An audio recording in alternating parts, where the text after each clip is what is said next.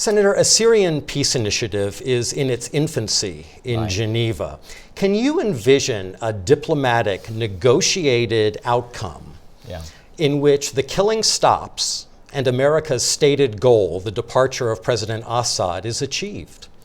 Very difficult at this point. I think the opposition that we communicated some with last week has been put in a very awkward place. The humanitarian things that they had asked for have not occurred, not even the release of women and children that were born from rape have been released from the prisons that Assad is overseeing. So, I think it's starting off in a place that is going to make it very difficult to lead to that kind of place. I certainly support diplomatic talks, as I think everyone would, but the elements at present do not feel like they're in their proper place. And what's been happening, as you know, is the facts on the ground have been changing. You have Russia that has intervened, and certainly the Assad regime, because of their support and Iranian support, have been making gains, and so pushing back against the Syrians. And as you change the facts on the ground in the way that they've been changed, it makes it very difficult to get to a place that looks satisfactory at present. Do you envision President Assad ever leaving voluntarily? At present, again, as he sees that he's making gains, and as none of the things that the UN Security Council resolution stated have occurred. In other words, he's taken none of those steps. He hasn't quit barrel bombing his own citizens. He hasn't dealt with the humanitarian piece. He isn't dealing with this very low-level request. You would think that could easily be met. He's, the facts on the ground are moving in his direction, so it seems to me that he's not yet, the context is not there yet for him to do that. Now, your committee last week approved sanctions, tougher sanctions, targeting North Korea's nuclear program, and in particular entities that help Pyongyang supply and finance its military complex. Would it be fair to assume that some of those entities might be Chinese, and could some complications arise from that? Yeah, I don't think there's any question that some of those entities are Chinese. We've been talking with our ambassador to the UN and the administration relative to efforts that they are trying to make through, the UN Security Council to get China to join in.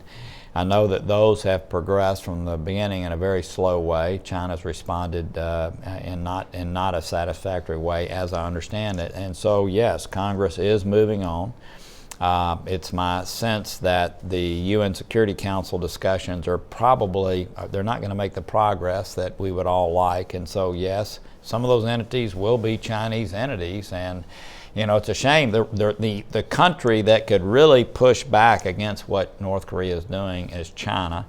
As you know, they're always focused on stability and don't want to rock the boat. But I think these sanctions may change that and hopefully cause them to respond in a different way. For the United States, North Korea is a problem on the other side of the world's biggest ocean. But for its neighbors, North Korea is right on their doorstep. That's right. As you pondered sanctions, was there consideration of the law of unintended consequences? This is not a regime that is commonly described as particularly stable or rational. Right. Yeah. Well, look, I'm very familiar with the fact that we have 28,500 troops right there. I visited there recently. I'm very aware that Seoul is within artillery range of what the North Koreans have. I'm very familiar with the fact that China again wishes beyond for anything.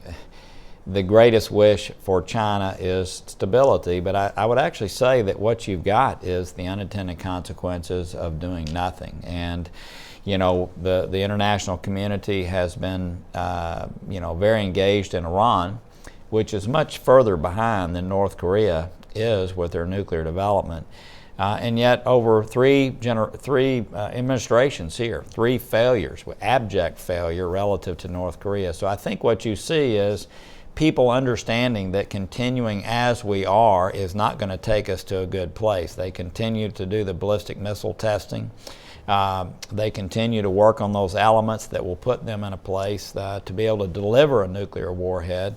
And the fact is that, as you mentioned, they are, yes, very unstable and therefore bound possibly to make some irrational decisions down the road. So it's either do some things now to change that trajectory, or likely end up with someone who's is very unstable, who can dominate with that instability, more so the region, and therefore create instability with our neighbors. So I think it's the right thing to do. Yes, we always worry about the unintended consequences.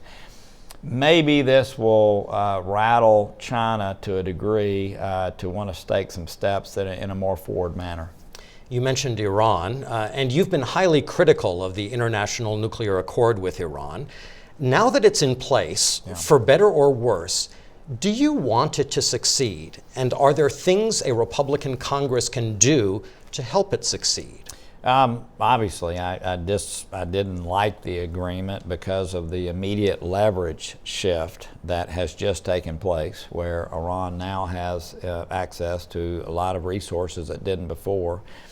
And the fact that I felt like it continued the research and development towards a goal that they have, which is, I think, to be on the verge of having a nuclear weapon. So I didn't support it, but of course I want it to be successful. I mean, I want good things for our country. I want good things for the region. And yes, I want it to be successful. And I think where we can add strength, and you say Republican Congress, I would say in a bipartisan manner, because it's felt there are concerns on both sides of the aisle, is to do everything we can to hold Iran's feet to the fire. Since the agreement was agreed to, they violated UN Security Council resolutions relative, again, to ballistic missile testing. And yet, as you can see, there's been no pushback at all, which is really disappointing at the UN Security Council. I think what you've seen, Michael, is you see how the coalition is going to be going forward. It's not going to push back. I mean, there's too many economic interests that exist from Europe. Russia's interested in selling weapons, China's interested in oil, and so you're not going to see a collective pushback appropriately done so at the UN Security Council. So I think what you're going to see on a bipartisan basis here is, knowing that that likely is not going to occur, is us really trying to define what a violation of the agreement is and then pushing back when it occurs. But yes, I do want it to be successful, and I think, again, sending the signal to Iran that violations matter is the only way it can be successful. So when President Obama says absolute strict enforcement and snapback of sanctions as needed, you're not buying that? Well, just again, look at what has just occurred. Have you seen our partners in any way push back against the ballistic missile tests, which were strictly in violation of a UN Security Council resolution? No, they're not going to do it. It is not going to happen unless it's grotesque. And so, what you're going to see, it's like boiling an egg. They're going to take very gradual steps over time. And I think that the U.S. Congress, in a bipartisan way, has to stand firm to keep that from happening. Now, a number of Senate Republicans say that the deal should be ripped up the moment a new president enters the White House next year. And in fact, a number of your colleagues hope to be that president. Given that America's closest allies helped negotiate the nuclear accord, as a practical matter, can the United States snap its fingers and just walk away? Yeah. So, I have been disappointed with our allies, and I've expressed that directly. Because, again, I think that so many economic interests were driving the decision. In other words, it wasn't, and most things are not in a vacuum, okay? But there were other things that were occurring that drove people to really, stretch, to me, beyond where we should have stretched to get this agreement done. At the same time, a new president coming in, I think, would most wisely look at the situation as it exists at the time, look at violations that may or may not be taking place, and decide where to go from there. I think, obviously in a primary like this, everyone wants to sound the toughest, but I think that any president coming in is really going to want to assess the situation as they come in and figure out what is the best way to keep Iran from getting a nuclear weapon. There is an expectation that seems to be set up with the electorate that if there is a Republican president, that the deal will in fact end. You seem to be saying that it's more complicated than that. I think that you've had some of the candidates, I think, say that they're going to assess things as they sit. But look, when people are running in primaries like this, sometimes they use rhetoric to show their resolve. And by the way, someone coming in who may sit and assess the situation and try to figure out the best way to go forward may have even more resolve in some cases, because you want to calculate in a manner to try to keep your allies with you. One of the things that made the sanctions, and this is why I was so disappointed that we agreed to a deal that shifted the leverage as this one did, one of the things that made it work was the fact we had an international coalition. As a matter of fact, I passed an amendment in one of the committees that focused on making sure that the sanctions that were put in place were international. So again, I think what a new president is going to want to do is to, through the force of the presidency, which, let's face it, I mean, the United States is the greatest power on earth, we still have the ability to convene and lead, is to look at where the agreement is at the time and to try to move our partners along with us, so that if we feel that what we have done is something that's going to lead to a nuclear weapon, and personally I think it does as it sits, then try to shift that direction. And probably the best way to do it is not just to come in and rip it, but to assess and move ahead based on where we are at the time. Islamic State has had some battlefield setbacks, but seems to be spreading its tentacles from Libya to Afghanistan. You've described U.S. efforts as a day late and a dollar short. Is that still the case? Yeah, I mean, I was just in Qatar, where the aerial operations are being coordinated, and by the way, was most impressed with our leadership there on the ground.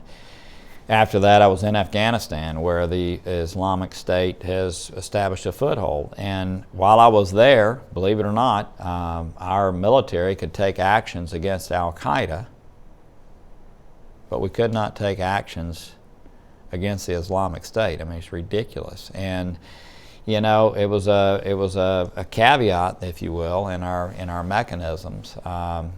Fortunately, Ash Carter has reversed that, and now our military on the ground can take actions against ISIS or Daesh. I don't think we ought to, and none of us should compliment them by calling them ISIS or ISIL, but we should call them Daesh. But yes, we have been late, and I don't think there's anybody that would disagree with that. There are a lot of things that led to them being where they are, and we could go back throughout history and lay those out. And certainly, the vacuum that was left in 2011 in Iraq was one of those. I would say our actions that we didn't take in 2013, when we were on the precipice of taking actions against Assad, was a big setback, and again left a vacuum there. But look. It's my hope, I just had a conversation with Secretary Kerry Saturday, it's my hope that the United States, seeing that the actions we're taking is really more right now just containing them, at least in the Syria and Iraq region, and yet, as you mentioned, spreading to Afghanistan, to Libya, to other places, are going to cause us to step up our operations. Okay, and very quickly, the final question, might I ask. The U.S. Treasury has designated Vladimir Putin, the Russian president, as corrupt. I wanted to ask you for your thoughts on that. Is this a designation that's overdue? You know, what's interesting, I was at another meeting on Saturday, and what's fascinating is that the Russian people are beginning to see, I think this may be the first time in modern times that the Russian people are beginning to realize that they have a leader that has amassed tremendous personal wealth. And I think that is going to create some additional instability in Russia. How a person who was a former KGB person can come into government and amass the wealth that he has, have these lavish weddings, for all to see, for you know, his children. I mean, I think that I think, again, it's going to be something that as more and more Russians understand that while he's been in office, he's amassed what I understand to be billions of dollars of personal wealth.